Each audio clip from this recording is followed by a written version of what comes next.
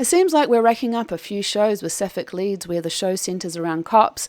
I'm thinking Vigil, Deadlock, Hightown, High Country, The Crow Girl. We could possibly add Under the Bridge and NCIS Hawaii to that list too. And today I have a new one for you from Aotearoa New Zealand with Bust Up, a 6-part series that came out earlier this year. She's here. She's here.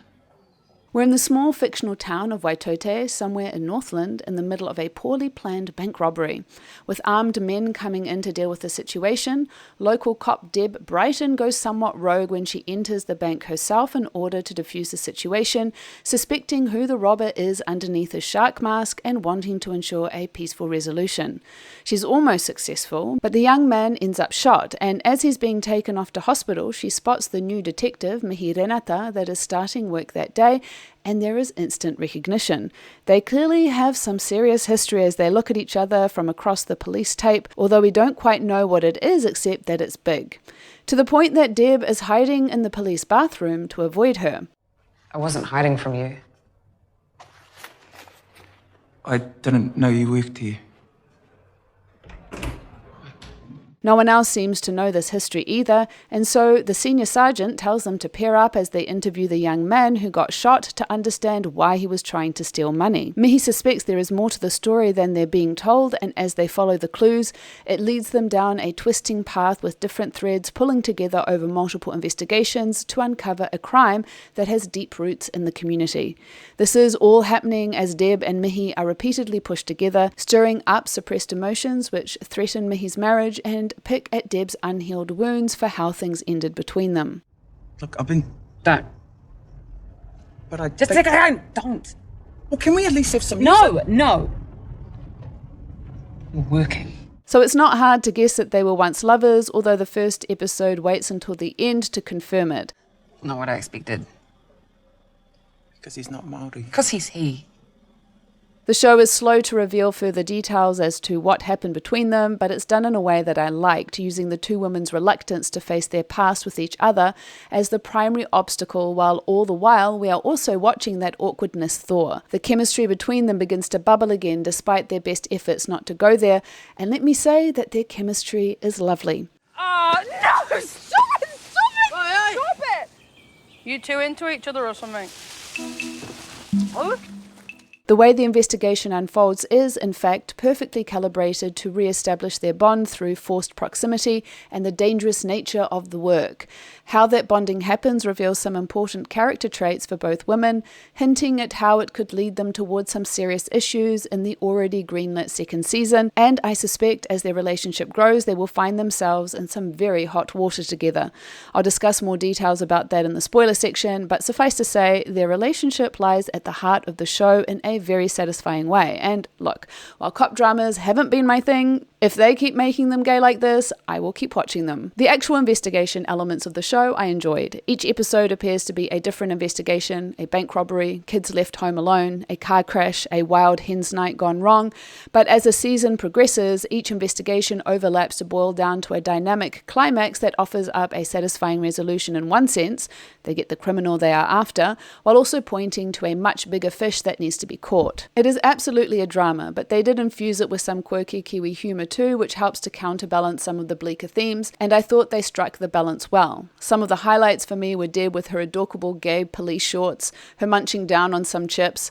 I have to give a 10 out of 10 for Deb singing to herself in the car about how she's still into Mihi. Don't even like her. I mean, you like her a little bit. You like her a little bit, but you don't really like her that much, 'cause she's straight now. She's not really straight. She's just a little bit straight.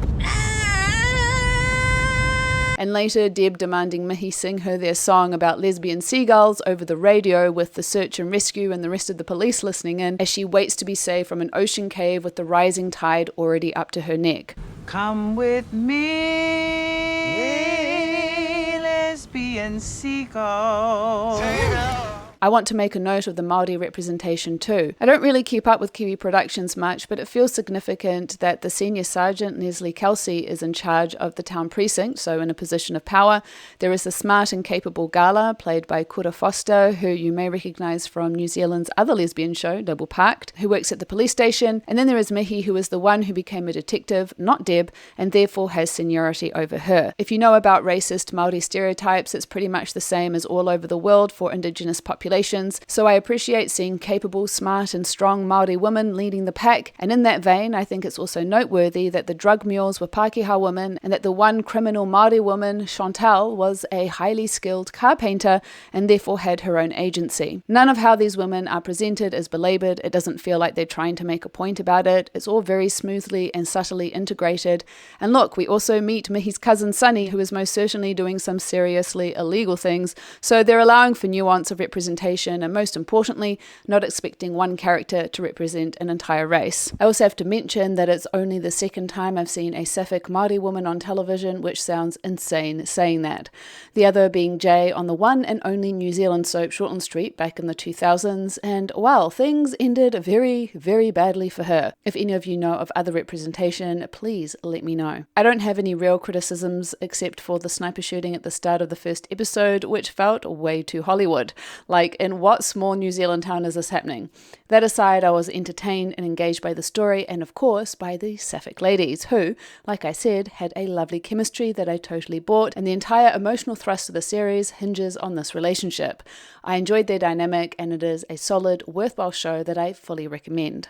So, spoilers from here on out. While both Mihi and Deb are reluctant to discuss what happened between them, it is Mihi who appears to be carrying the most shame. She married Milan, a man she does seem to genuinely care for, although he is completely in the dark about Mihi's past with Deb, or any woman for that matter, a rather glaring omission given that she's now working with Deb. He finds out quite by accident when Deb's situationship Lena lets it slip, played by Clementine Mills, who you may recognise for playing the ill-fated sapphic Quinn on Shortland Street some years back. She eventually tells him about Deb, but the fact that she didn't initially suggests that, along with the other moments that betray her, that her feelings are still very present. Was she your only woman lover, or? The only one that mattered.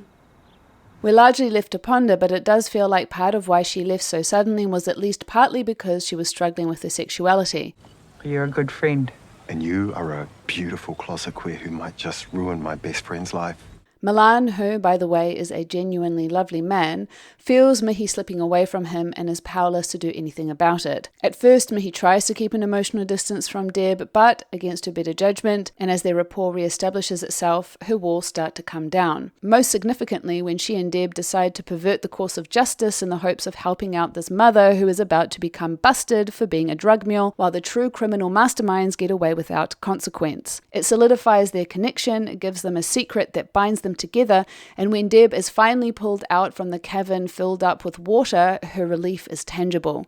I loved how they use these moments to chip away at the reserve between them, using plot to push them together, and then with the climactic finale when Mihi rescues Deb after being kidnapped and they catch the bad guy, or rather bad lady, because it's all about the ladies in the show, all pretenses finally fall away. Even more than the stolen kiss, it is the way Mihi holds Deb after that gets me. It's a shame that Milan would ultimately be the collateral damage because of her inability to be honest about her feelings. Deb has been wanting to rekindle things from the start. She's had her heart on her sleeve the whole time, but she's been so uncertain about what Mihi is feeling that she has actively tried to stop herself from having any hope. But what this kiss means for them is not clear. Mihi takes her hand, but they drop it the moment they emerge into the chaos of the crime scene and walk away in opposite directions, suggesting the start of a secret affair. The fact that they have perverted the course of justice, even if it was for noble reasons, shows not only a complicity between them, but a certain moral flexibility that I could see causing them quite some trouble next season. They are shown to be good people with good intentions, the abuse of power being motivated by wanting to help in an unjust system, but then there was the passing reference to how they used to get up to some unspecified things before Mihi left town, so it doesn't appear to be the first time they've crossed the thin blue line of the law. Oh, me, Renata, I knew you were in there somewhere. No, I've been here. Oh, yeah. It's you. You make me all... Me? Add to that Sunny, Mihi's cousin, who appears to be running the drug cartel or at least managing Northland, and how Mihi is well aware of it and looking the other way. The fact that they made a rather large and unsubtle point of how Senior Sergeant Kelsey also perverted the course of justice to cover for her stepdaughter, leading to her losing everything, feels like Claire signalling that Mihi and Deb are headed for some similar sticky ground. Mihi in particular, who also has family implicated. I'm just doing what I know, cuz. Protecting our people. Just like me, eh? Cuz. This could serve to only further bind our leading ladies together, or it could pull them apart. It's got me wondering if Mihi's internalised homophobia aside, if she and Deb got toxic for each other and that is why Mihi left. And or perhaps Mihi left town to protect Deb because they got themselves in too deep with some kind of trouble and it was the only way Mihi could ensure Deb was safe. After all, we did see Mihi rescue Deb twice through the show already, as something we know she does.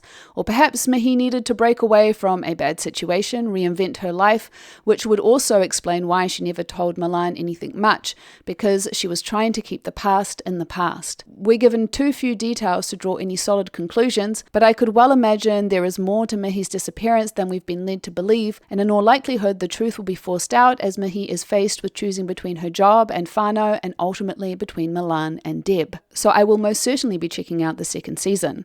I'd love to hear your thoughts if you've watched the show, and until next time, lady lovers.